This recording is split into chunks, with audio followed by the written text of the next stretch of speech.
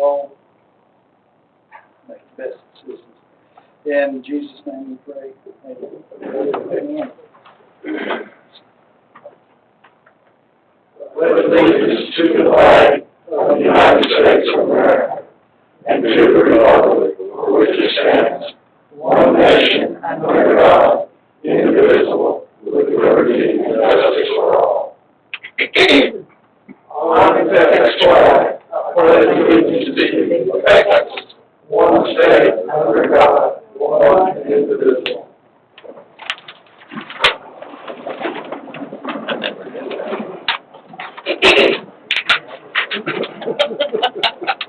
As I said, it is good to see everybody here tonight. So we'll go ahead and get started with our business, which the next item on the agenda is our public testimony.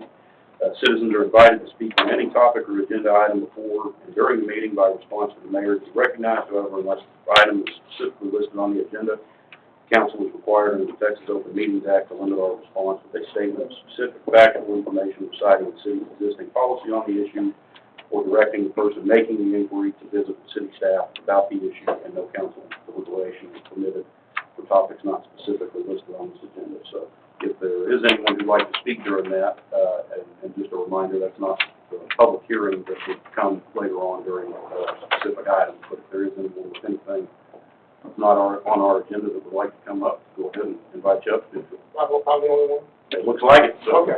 Citizens first. And welcome second. I think we know you, but state your name and address for the record. Good to see you. Hi, Daniel Bennett, White Sullivan, Texas. I live on Pembroke Street. You were given a letter by and addressed to the Turner Appraisal District Board of Directors from Senator Nelson's office. I don't want to go over my 3 minutes, so I'm going to just read through this. Have it ad lib. In January of 2020, TAD board member Victor Diop presented to the Senate Committee on Finance, chaired by Senator Nelson, on 2/25/2020. This presentation, as an invited guest, prompted Senator Nelson to send a letter to the Board of Directors of the Tarrant Appraisal District on the 30th of April 2020, which has been supplied to you. The letter requests investigating the software used by the district if it is playing a role in increased number of protests in relation to other major metropolitan counties. This letter was suppressed by the district by not distributing a letter to each board member, which was received on May 11th. It is addressed to every board member. The letter was placed into the agenda packet for June 5th, but failed to make the packet online to the public. During the June 5th meeting, the letter was not allowed to be discussed. On the agenda was an action item to move forward with the audit services to investigate the software, which did pass 3-2. This is where it fell apart. Soon after this meeting, 2 members asked to be recalled. I know it sounds strange, right? The elected official asking to be recalled. Using mouthpieces. I ask that regularly, and I just did. Well, I'll move the river on to start. Each sent a letter to their respective voting block to be recalled. John Molyneux was the third guest vote in that vote, 3-2 vote, and Michael Donald, the board chair. I sued the district, Mr. Law, 2 board members who asked to be recalled, and 8 other taxing entities to protect the rights of the smaller entities. This was heard in the 396 court. I believe they misused the statute. This recall request was so that the taxing entities could control the process. If they had just quit, all they could have done was nominate. And then those nominees would have went to the existing board for selection. But if you recall somebody, you get to control the process within your voting block. And that's what they did. If each member had resigned, then all nominations of the taxing entities would have been put forward to the remaining board members.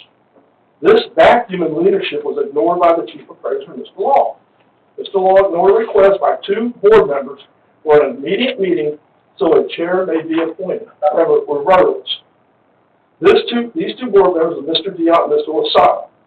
They were joined by several taxing entities to no avail. Senator Nelson's letter needed to be addressed in a timely fashion by the board.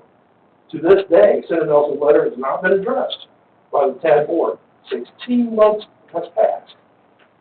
This, in my opinion, is by design, and this arrogance is apportioned to Mr. Law and to the current BOD chair, Catherine Wildman. That's all I have for you. Thank you for your time. And as always, I'm available for background information, and you want to see other stuff, I have it. I don't want to come here and, it's all on audio. You have to go to the tech website. And if you want to waste, they can have to watch. It's a problem with the software that's installed. Well, we don't know. Okay. There was a lot of it. And I will say this. George Dodson of Colleyville, Alzio, I don't know where Mr. Alzio, he's also, Mr. Gephardt. Mr. Gephardt and Mr. Dodson are software principals. And I talked to Connie Burton, and there were a couple of people who were going to sit on this and do it for nothing. Look at it for nothing. What did it cost the district a thing? But they spent a great deal of time putting forth a report saying that they're no different than all the other larger entities, larger counties. And they tried to skew the numbers and say, well, we didn't understand Mr. Diop's request. When he asked for total protests and they gave him $208,000, well, it was a lot less than that. We just don't understand how he was going to use the numbers. You should listen to the audio. It's a pain. So do we know the answer to your question? No. And the two board members put forward by Fort Worth ISD and Arlington ISD said, Mr. Law, everything sounds plausible, so we're going to deny a free audit. That's what they did. Now, has Senator Nelson's letter been resolved? Has it been responded to? No. Period. Now, Mr. Law said they will pack it down to Mr. Senator Nelson's office. And he said publicly, well, that was not meant to be a response, but he responded for the board, which is totally wrong. Then he had to backtrack and say, well, it wasn't meant to be a response. But, let that be, you be the judge. How can the chief appraiser speak for the board of directors? He serves the pleasure of the board. This is the arrogance I'm talking about. All right, thank you for your time. Thank you. Was there anyone else who wanted to speak during the public testimony portion? Okay.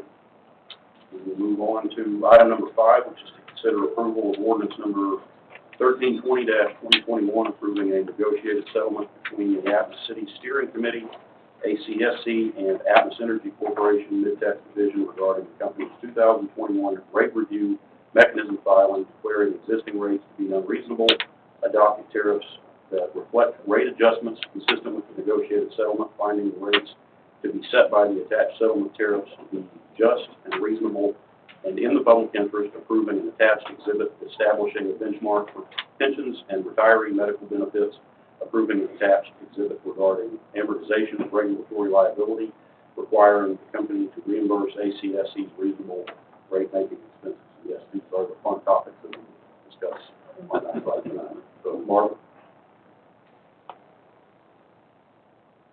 This was put on last agenda. However, it was posted wrong, so I'm having to bring it back tonight. I have talked to the city attorney, and y'all had mentioned about the city attorney approving the ordinance.